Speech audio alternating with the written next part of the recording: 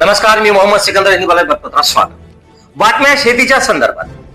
रब्बी पिकांना पाणी सोडण्यासाठी उशीर झाला असला तरी या पाण्यावरून मोठा गाजावाजा करण्यात आला. अतिवृष्टीमुळे कॅनलची मोठी पडझड झाली असल्याने अनेक गावातील शेतीला पाणी गेले नाही. शेतकऱ्याने गहू, हरभरा यासारखी पिकाची पेरणी केली असतानाही आज या शेतकऱ्यांवर वेळेवर पाणी पुरवठा करता आला नसल्याने मोठे संकट आले आहे. शेतकरी नेते तथा माजी आमदार शंकरराव धोंडगे यांनी गोलेगाववाडी येथील कॅनलची पाहणी करून संबंधित विभागाला कॅनलची तत्काळ दुरुस्ती करून शेतीला पाणी सोडण्याच्या सूचना दिल्या आहेत. संबंधित विभागातील अधिकाऱ्यांच्या हलगर्जीपणामुळे शेतकऱ्यांचे रब्बी पिकाचेही मोठे नुकसान झाले असल्याने शेतकरी मात्र हवालदिल झाले आहे. हॅलो, गुड मॉर्निंग अण्णा. हा गुड मॉर्निंग. मी आलो इथं तुमच्या कॅनलवर. चॅनल आलं होय, मी बीट प्रमुखांना एक सीए ना सांगितलं होतं तुमच्यासोबत यायला. नाही पण ते कोणी तुमचा प्रतिनिधी अधिकारी कोणी नाही. फोन करतो म्हणले होते सकाळी. नाही, आज रविवार आहे, कदाचित नसेल आले. नाही आहेत त्यांनी थांबतो यायला. पण एक तुम्हाला पाठवायचं का? नाही, आता नको पाठवायचं. आता मी हे साधारण ओव्हरलुकिंग केलंय. इथं पाणी मागे सगळं तुंबालंय. आपल्याला पुढचं थोडं क्लिअर करावं लागेल या घोडज वितरिकेचं. वितरिकेचं ना पुढच्या साईडचं. हा, मी गोलेगाववाडीला आहे. ते पुढे पाणीच जात नाही ना. ठीक आहे, जर असं असेल तर मग आपण पुढचं तेलच्या साईडनं क्लिअर करू. हा, थोडं तिकडून समोर क्लिअर केलं तर पाणी तुंबायची काय परिस्थिती. समोर पाणी मिळतं. आता ह्या लोकांनी गहूही टाकलेत. एक तर सगळं काय झालंय, आपल्या सगळ्यांच्या हलगर्जीपणामुळे, यंत्रणेमुळे, अपुऱ्या यंत्रणेने पूर्ण या धरणातल्या शेतकऱ्याचा हंगामही वाईट, पूर्ण बर्बाद व्हायची वेळ आली. झालाय समजा. आता जानेवारी संपत आली ना.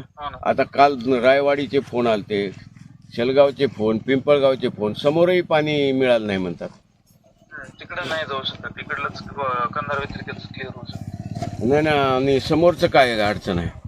समोरचं त्यांना ते 5 फुटाची उंची भेटत नाही. कशामुळे? आपण आता पाणी तर टेलला जातेच की दर हंगामात. म्हणजे ते कसं झालंय, ते गाळाचं प्रमाण एवढं आहे की ते काढणं नाही. पण असं कसं गाळाचं प्रमाण जास्त आहे? आपली जबाबदारी आहे ना. पाणी आता 2-4 आता धरणाचं सिंचन झालं तेव्हापासून पाणी जाते. याच हंगामात का जात नाही? या हंगामात डॅमेज जास्त झालेलं ना. अहो, डॅमेज झालं तर दुरुस्त करायची जिम्मेदारी यंत्रणेची आहे ना, आपली आहे.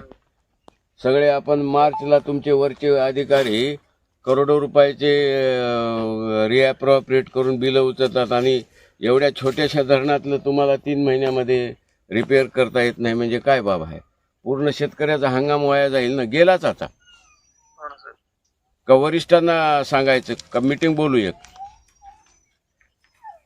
काहीतरी हे करा ना.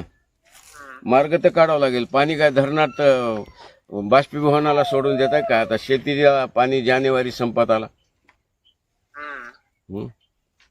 वरचे काय म्हणतात?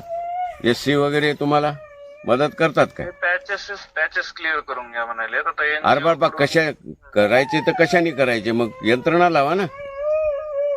यंत्रणा आता एनजीओची भेटली खाली. आता ह्याला एकंदर एनजीओच्या भरोश्यावर कसं काय धरणाचं काम चालेल? हा, आणि डिपार्टमेंटला काय भीक लागली काय? असं कसं चालेल? एनजीओच्या जीवावर तुम्ही काम करायला काय? धरणं बांधल्या काय? काढा मार्ग. तुम्ही कधी येणार आहे? उद्या येणार आहे. हा, उद्या या. हे बघा आधी इथं गोलेगावच्या पुढे वाडीचं ते क्लिअर करा समोर. मी वाटलं तर त्या तुमचं कोण एक्झिक्युटिव्ह काय त्याचं नाव? चौगुले सर. हा, चौगुलेला बोलून घेऊ आपण.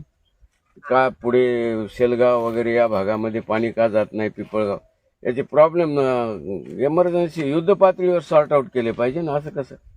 काही लहान विभाग आहे का महाराष्ट्राचा? हजारो कोटी रुपयाचा निधी आहे तुमचा. पाणी असून नाही म्हणजे कसे काय? नुकसान केलंय तुम्ही सगळ्यांनी शेतकऱ्याचं. आता तुम्ही एकटे तळमळ करून काय करता? तुम्ही काय अथॉरिटी नाही. मग अथॉरिटीवाल्यांना हे खालच्या शेतकऱ्याचे प्रॉब्लेम सांगत नाही का? तुम्ही ब्रीफिंग करत नाही? कंटिन्युअस तेच करतोय. अरे बापा, त्यांना सिरियसली एनजीओ मार्फत कसं काय होईल? 2-2.5 महिने गेले ना. पावसाळा उघडून 3 महिने झाले. एनजीओ कसं झालंय, काही बॅचेस वरती यांत्रिकी करायले आणि काही बॅचेस वरती NGO. यांत्रिकी सुद्धा सगळ्या मशीनी बंद आहेत.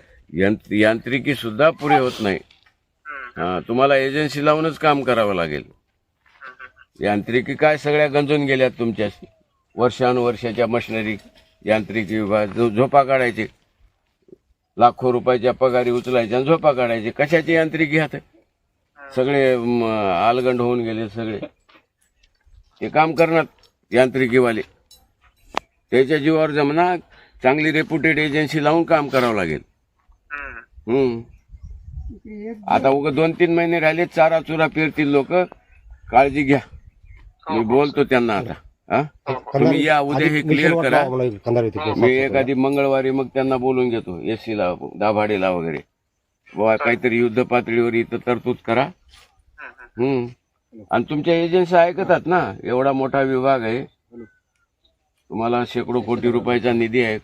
कोण्या एखाद्या एजन्सीला नंतर तुला बिल काढून देतो म्हणलं तर कामं करतात. तुम्ही सगळं धर्मदाय याच्यावर बसल्यावर कसं चालेल? धरणं काय त्याच्या जीवावर बांधली काय आपण? जलसंपदा विभागाने करा तेवढं. हो. चालू घडामोडींचे अपडेट्स जाणून घेण्यासाठी आपल्या हिंदवी बाणा न्यूज चॅनलला सबस्क्राईब जरूर करा. लाईक करा, शेअर करा व कमेंट देखील करा.